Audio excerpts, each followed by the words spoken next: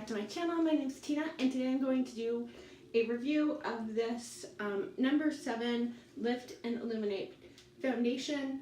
I did use their primer underneath. We're going to be using a sponge on this side and a brush on this side, and let's see how this stuff does. That's actually a pump and a half, very small amount of product. It actually has pretty decent coverage. On the other side, I'm going to use the Beauty Blender. First off, when you first apply it, you can absolutely tell the difference between the side put down with the Beauty Blender and the side put down with a brush.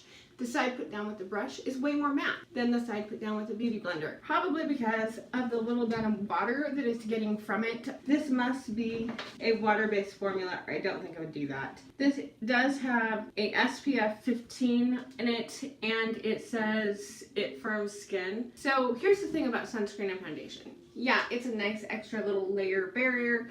It is not what you should be putting down as your facial sunscreen. I put down a layer of sunscreen underneath this SPF 50 because I don't want to burn and I don't want wrinkles. One of the things I don't like about this foundation, I do think the packaging is nice, it's cute. It is plastic, so it is kind of light feeling. It isn't got the luxury feel of some. They come in this box. Now I get it, it has directions on it and it is able to give you all the ingredients on it. I hate this box, especially for the drugstore, because this is what you go on. And these two colors are not the same. It's not the same at all. And this oxidizes some. This on here looks much lighter than it is in person. This is called Cool Vanilla. On me, it definitely has that gray undertone. It was what they had that was as close as I could get to what my undertone is. This is supposed to visibly firms and brightens for a more luminous complexion. For best results, blend smoothly and evenly with your fingers or a sponge. So it recommends using a sponge. It definitely is more luminous with a sponge, no question about that. So if you want the luminous part of it, use a sponge. I suspect the reason it's coming in a box that makes it so hard to color match is because it does say it has sunscreen in it, and in the United States, if you say you have sunscreen in a product, you have to prove it.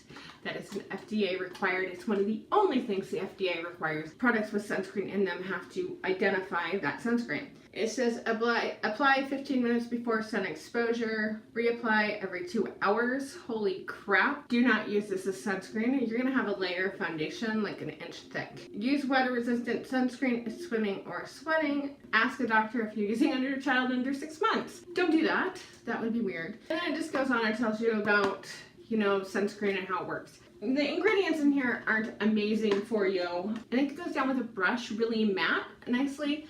It does have medium coverage. It does seem to build up okay. I have this little thing right here. It is hyperpigmentation. It kind of looks like I have a tan in one little area of my face. It's really freaking annoying. So I'm gonna see if I can't get that to cover up. So it is somewhat buildable. It does have medium coverage. Yeah, it just has medium coverage. If you put on a light layer, it has light coverage. You put on a thicker layer, it has a medium coverage. I don't even know what you'd have to do to build it up to full coverage. For a drugstore foundation, I actually think it lays down beautifully. I'm kind of surprised at how it looks on my skin because I actually really like it right now. I will be back in a few hours with my makeup completely done and doing check-ins to tell you what I think of it throughout the day. It is a little shiny on this side, but it is a luminous foundation, so, you know. Okay, so this is my completed look. Before I go out and about and do anything, it is a 100% drugstore look. Well, I'll see you guys in a little bit. I'm back for a check-in. So it's been about 7 hours since I applied my foundation. As you can see, I have some creasing right here. I don't know if I want to blame that on the foundation or not because I didn't use Tarte Shape Tape and that's normally what I wear. I would know if it was my foundation or concealer usually, but today I don't. So far, it's holding up okay. It started out pretty luminous, which it says it's luminous. I feel more oily than luminous. And I can't decide if I should just powder this and then show you what like I would normally do going forward through the day, or if I should just leave it and see how oily it gets. I mean, it's not awful, but I'm not super oily. Areas I am oily is like in here.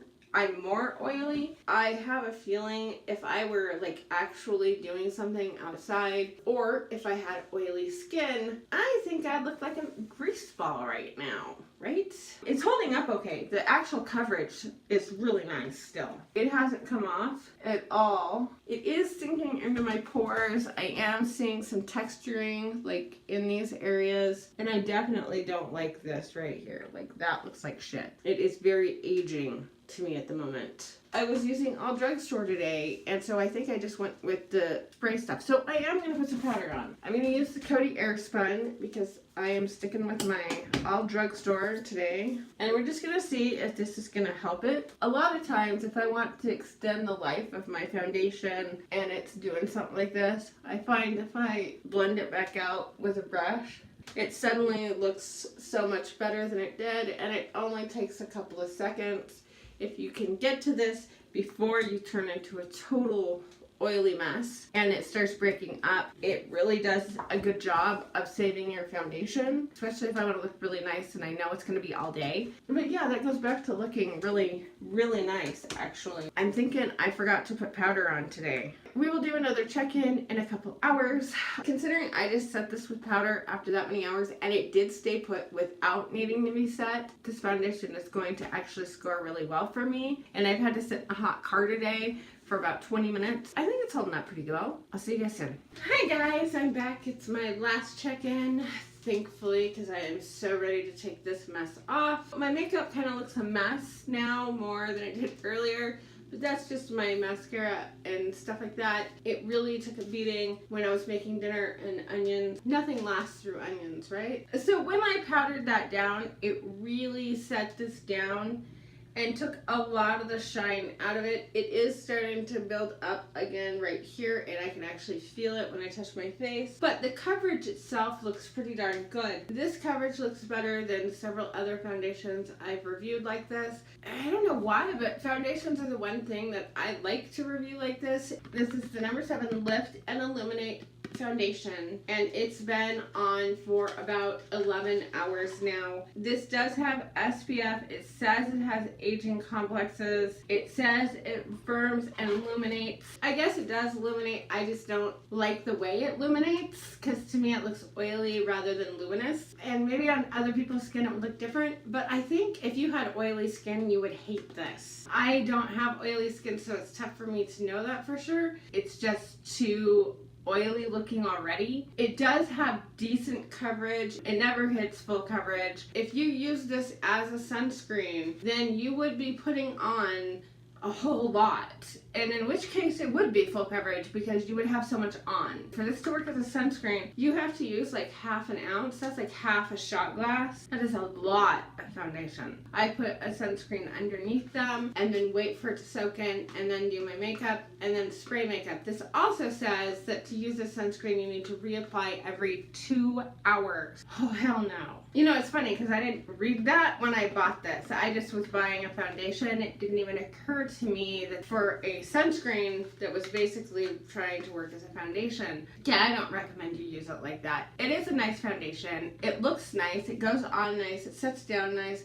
I do like the way it feels once it's set, and I do think it wears pretty well. The other thing I'm not liking is I already have a breakout coming on right here on the side of my nose, and I don't break out very often, especially there.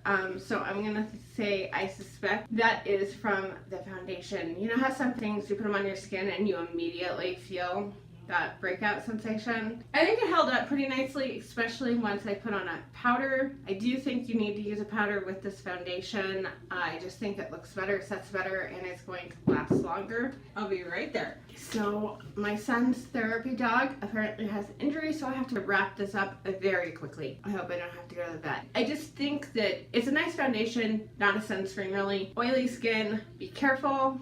Everybody else, if you want something luminous because you have dry skin, you probably would really like this foundation. I didn't notice it catching at all, and it feels very creamy when you're putting it on. Let me know what you thought if you've tried this foundation and how you like it. Thank you for watching. I'll talk to you guys later. Bye!